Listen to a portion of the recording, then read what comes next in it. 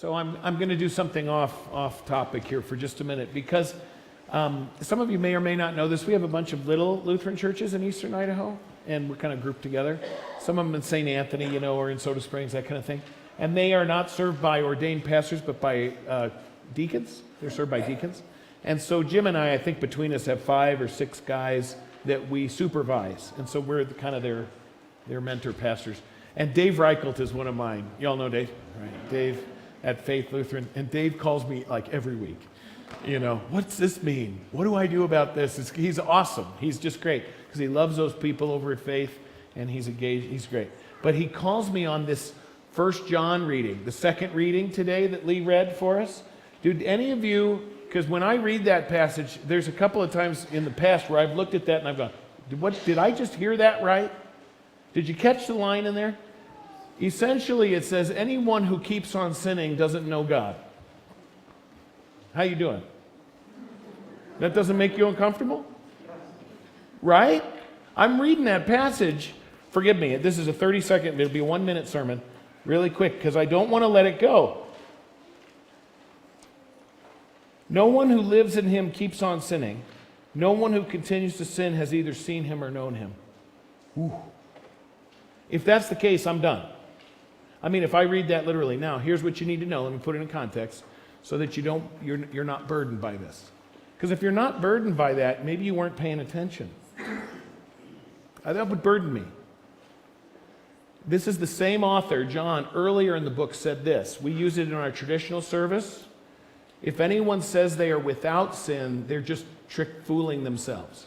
They deceive themselves, and the truth is not in them. So John, the author of this letter, clearly knows that we all sin. What he's talking about is people who say, you know what, doesn't matter what I do, I'll just come to church on Sunday and say I'm sorry. Or I'm going to plan to sin because eventually God will forgive me anyway. That's what he's talking about. People who intentionally continue to plan to act in opposition to God's will. John is saying they don't know God. But those of us that live in relationship with God as his children, we do disobey, and we do sin, and we do fall. But we come to him with broken hearts and long for him to heal. That's the difference. Fair enough? Okay, now let's do the real sermon. So road trips. If I say that word, road trip, I'm sure you can conjure up some images in your mind for various road trips and what that looks like. Parents, especially like when your kids were little, maybe you did what we did so that we didn't have to put up with the whining and belly aching. Are we there yet? We would leave like for Disneyland, from Portland to go to Disneyland, we'd leave like at 7 at night and then stick them in the back and they would sleep and we would get there and say, here we are, that kind of thing.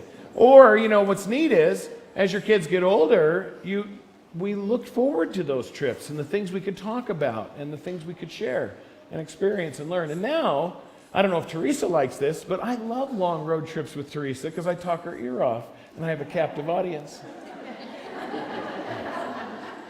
No, I mean, in all seriousness, I love those times. I love those road trips because we just get time to talk that we often don't otherwise. And we're out of cell range most of the time. And, those are kind of blessings. And one particular road trip that I remember I had with my nephew, Jason. And so my nephew, he was probably 13 or 14, good friends of ours, had just had a baby, and Teresa wasn't available to go. And so I called my nephew and said, hey, you want to go to Columbia Falls up in Montana near Kalispell? You want to just take a drive? So he said, sure. So we jumped in the car, went up there, visited, stayed at Glacier a night. And then on the way back, we went to a whole bunch of places. I said, hey, I'm driving along. I said, let's do a little detour here. I said, let's go swim in Lake Coeur d'Alene. So we went swimming in Lake Coeur d'Alene. And then I said, hey, I heard there's this great, it's like the best burger in the world in Umatilla. Let's go to Umatilla. We drive down to Umatilla. And then I go, oh, there's this little golf course in Echo. Has anyone ever heard of Echo, Oregon? Echo. It's great. It's this great little 9-hole course. I said, come on, let's go play golf. We went and played golf. And then I said, the best watermelons in the world are from Oregon, Oregon. Are you familiar with that little town? Oh my goodness. Oregon.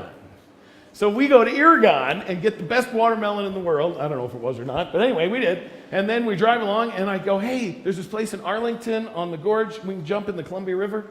And we swim and swim the Conemaugh River. Then we stop at Multnomah Falls and we head up I-5. It was a blast. It was just a blast. My nephew talked to me about that for years. Because near the end of the trip, you know what he said? He said, Uncle Jonathan, my parents never stop. They don't ever stop for anything.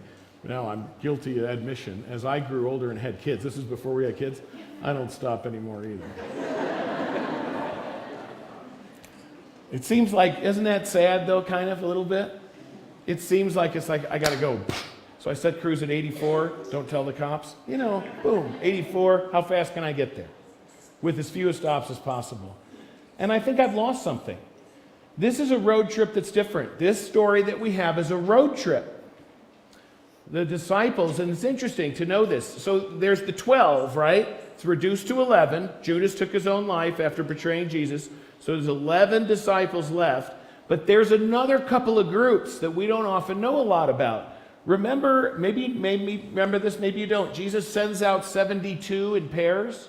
So there's a whole other group of people, like 60 more people who we don't know their name. But they were obviously taught by Jesus, instructed and trained, given a commission, and sent to deliver a message. We don't know their name. And then there's another group after that of up to 500 physical eyewitnesses of Jesus after his resurrection. 500. So these are people that's kind of in the inner circle. And these particular two disciples that are walking on the road to Emmaus, 7 miles outside of Jerusalem, so it'll probably take them a couple hours, right? They're on the road for a couple hours at least, walking. They were obviously intimate enough or in the inner group enough to have heard the story of, hey, the stone was rolled away, the tomb was empty, our women came back and said, what's the deal? Jesus is risen from the dead. We don't know what's going on, right? So that's this group. And then we have the story of Jesus joining them on the road trip. So there's a few points I want to share with you from this because it's a powerful story. There's some powerful things in it. And so if you follow along on the outline, the first thing is this. The first thing I want to know, because road trips are opportunities to really grow. And I think sometimes I've missed those opportunities. I've just tried to get there. And don't get me wrong, every once in a while we'll hear this cliche, well, the journey is more important than the destination. That's incorrect. As far as Christians are concerned, as far as God is concerned. In the end, maybe you had this awesome, wonderful, spiritual, life-enriching, fabulous journey, but you ended up not being with him at the end. That's a problem. So the destination is everything to God, but it's not the only thing. There's also a journey which Jesus joins with them. This is not unusual, by the way. So my first point is, God's MO is walking and talking together. One of the most powerful little scenes in the Bible that touches me every time is way back in the Garden of Eden. When Adam and Eve disobey God, they have one rule, right? Don't eat from that tree, okay? One rule. You had one thing to do right. They screwed it up. And decided that they knew better. And as soon as they did it, boom, they knew they were wrong. They were exposed in their sin, and they felt naked, right? You know what that means, what that's like. You caught red-handed, you feel naked. And so they tried all these dumb things to try to cover up. And along comes God. Isn't this a great verse in Genesis chapter 3? Isn't this great? And the Lord God came in the cool of the evening and said, where are you? It appears that it's God's MO to want to walk and talk with his children. And that's what he did with Adam and Eve. It appears regularly because they knew he was coming. So they hid, which was really stupid, but they did it anyway. So they hid. But God longs to walk and talk with his children in the cool of the evening. I don't know if that touches your heart. To me, that image of heaven, I'm longing for that. It's the time of day I love the best. I love that time of day as the sun is setting. It's still light. In the summer, it's cooled off. You sit on the porch, and to walk and talk with someone, just to visit. Imagine God, and God longs to do that with every one of his children, to walk and talk in the cool of the evening. Parents, those of you that have adult children, don't you long for that? If you're blessed with that, praise God. The opportunity to talk with your children in the cool of the evening, and if they're still at home, don't miss out. But this isn't the only time. Enoch walks with God. Abraham, God meets Abraham and walks and talks with him in the olive grove. God comes and speaks with Moses in the burning bush, present there. We see it again and again and again. Even in the New Testament, after this time, God meets Paul on the road, on a road trip. And the resurrected Christ has appeared. So this appears to be God's MO. Here's my point for you all. Here's my point. Is that I believe this is something God is longing for us to ask for. Because he wants to do it. And I think sometimes it's just like me. I mess up road trips now. I go too fast. I'm too focused on where I have to be, rather than what's going to happen while we're on the journey. I believe that Jesus is longing to be asked to enter into our journey, to walk with us. This is God's MO. God wants to do this. So be bold. I would challenge you. Be bold and ask Jesus to walk with you in the cool of the evening, to go with you on the journey. But here's the second thing of this. They're going along and talking. As it says, as they talked and discussed these things with each other, Jesus himself came up and walked along with them. You know why he does this? Because Jesus can hear their conversation and they're being idiots. Okay? I mean, they're walking along and talking to each other, and this is one of the dumbest old puns and jokes, Easter jokes, right? Remember last week was Joke Telling Sunday? Especially, well, I used April Fools, but I mean, but this is another joke, right? Essentially, they're walking and talking, and Jesus says, and they're talking about all the stuff that had just happened, Jesus' crucifixion and the resurrection, the reports and all that.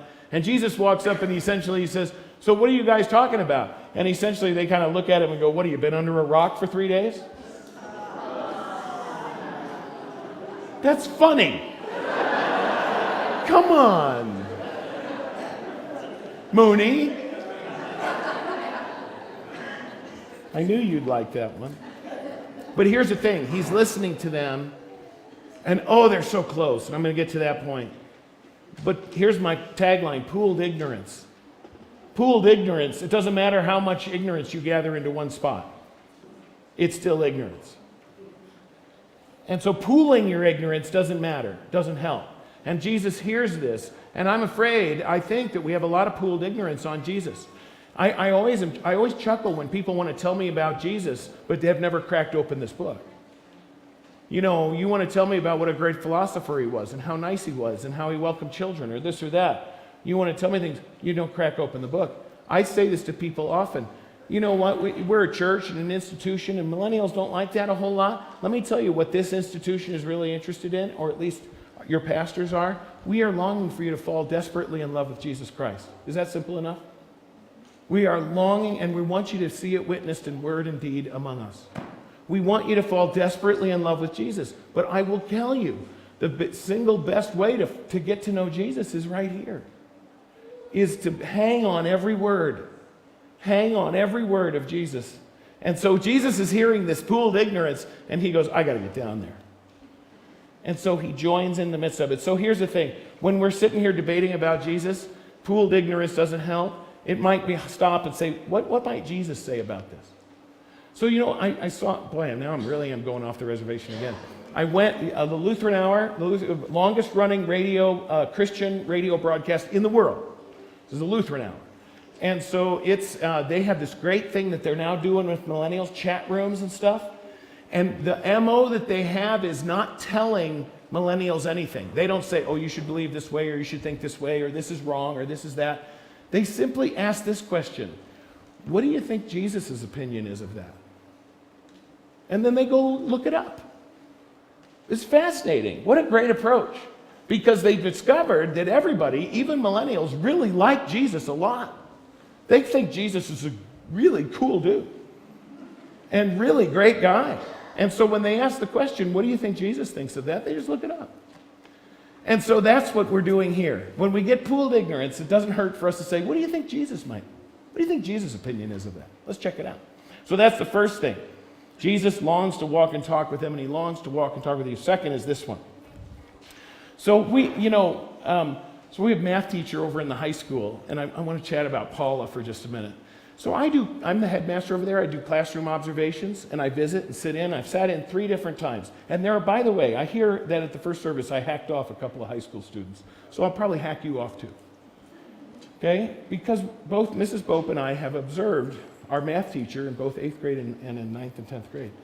And man, we're impressed. Okay? For this reason. So I'm sitting in her class. I'll give you one example. They're graphing quadratic equations. I am not a math guy, okay? I'm not a math guy. Obviously, I'm a word guy, not a math guy.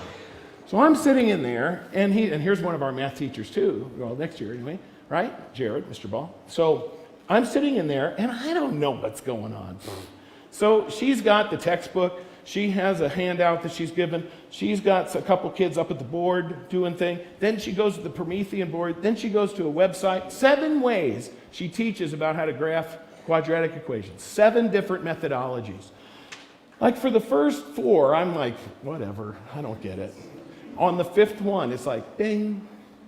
And at the end of the class, she gives a quizzy.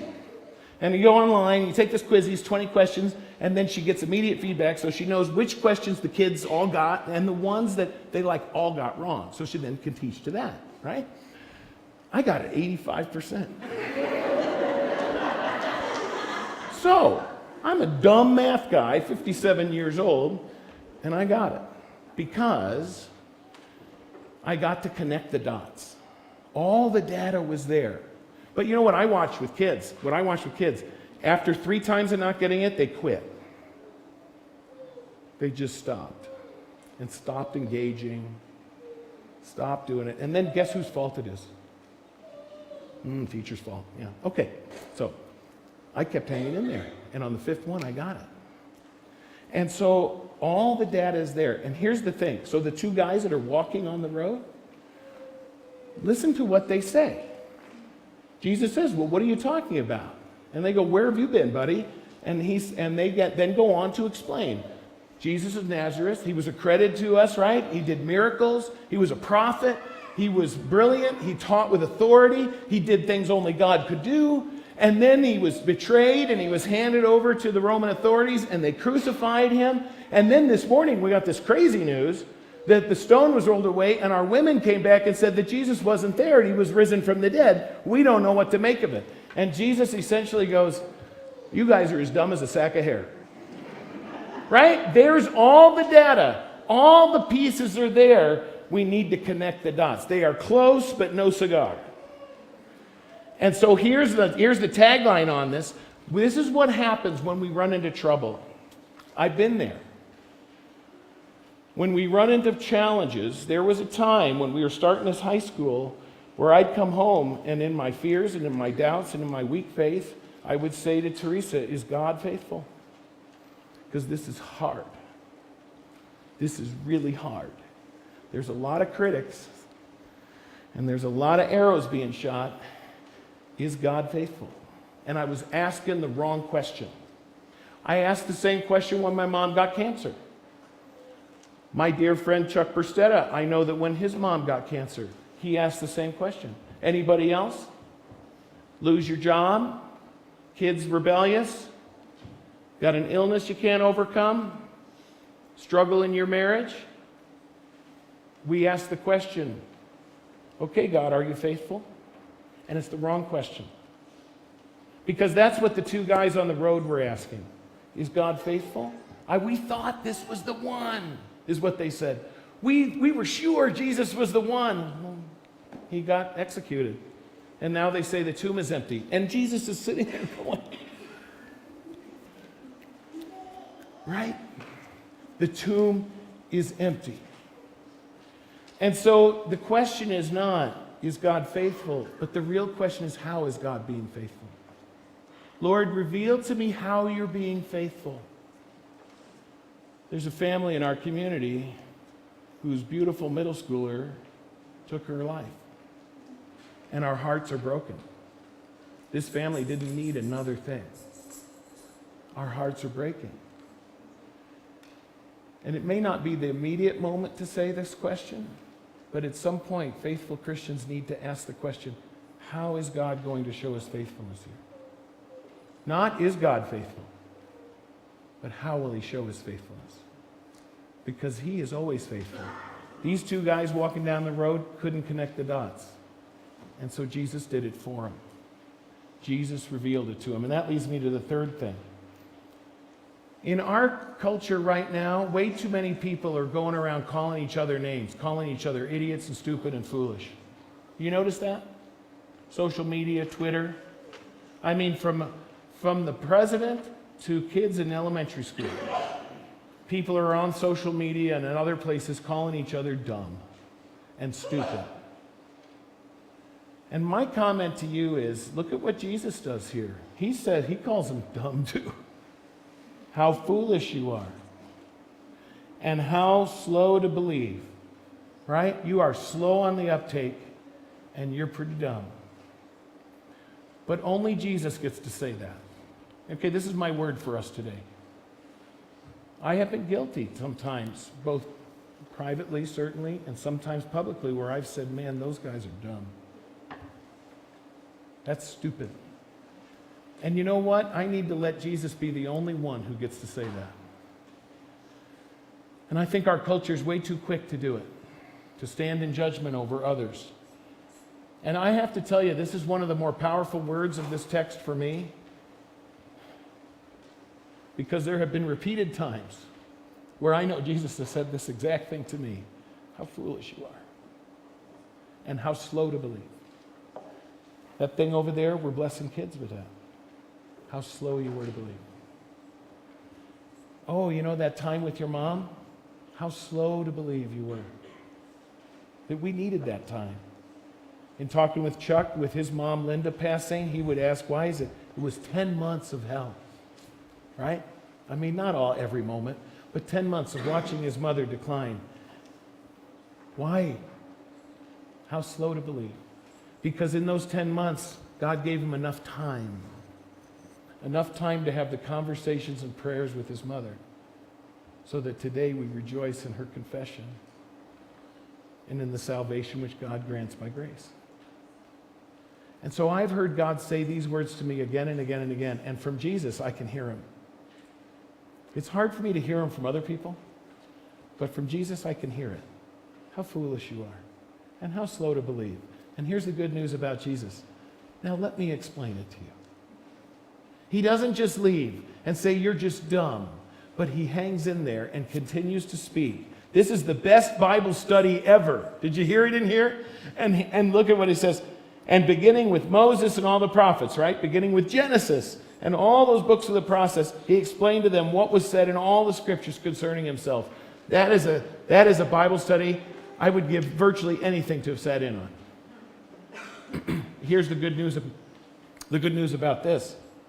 That Bible study is sitting in your hands today. And we have Jesus' death and resurrection to explain it all, because those two things put it in perspective. Sin defeated, death overcome. Last point. So the fourth part of this journey. So then it's getting late, and they say, hey, come and stay with us. Come and stay with us, because they're loving this time together. They're just loving to stay with us. And Jesus does. He comes into the place, the Motel 6 or where they're staying, and they break out some dinner.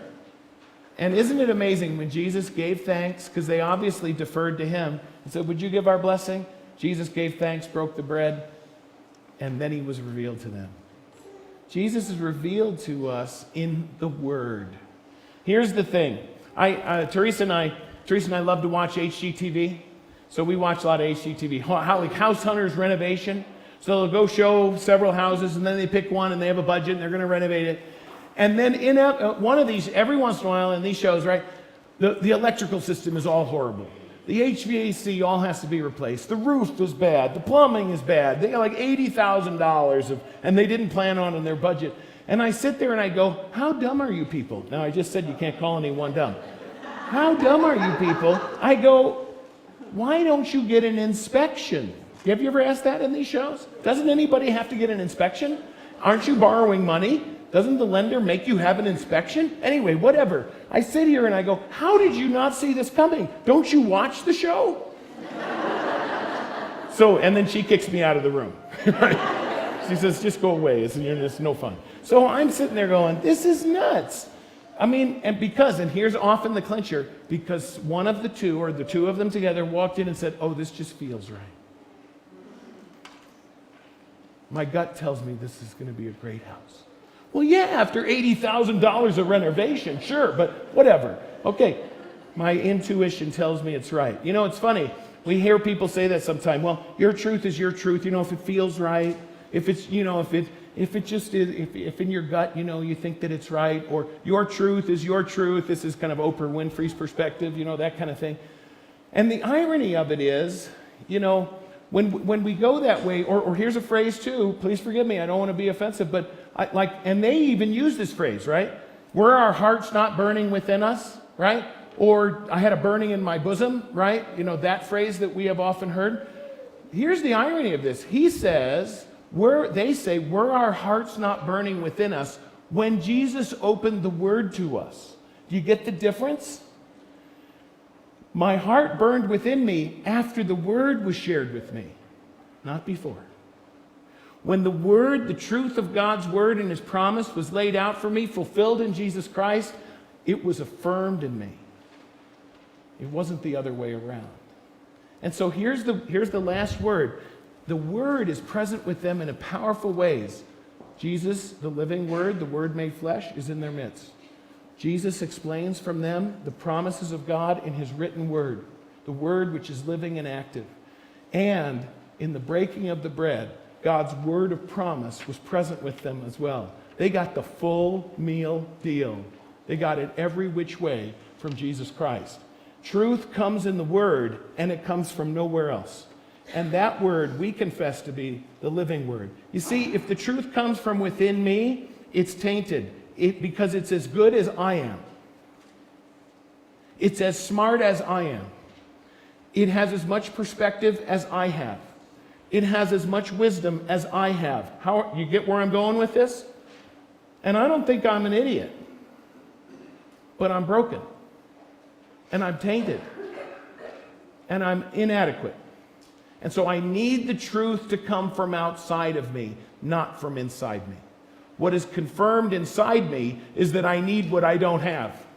And that comes to me in Jesus Christ. He willingly walks with me. He willingly teaches me. He willingly brings me His gifts. And that Jesus, that Word, is the one we confess. Christ is risen. He is risen indeed. Hallelujah. Amen.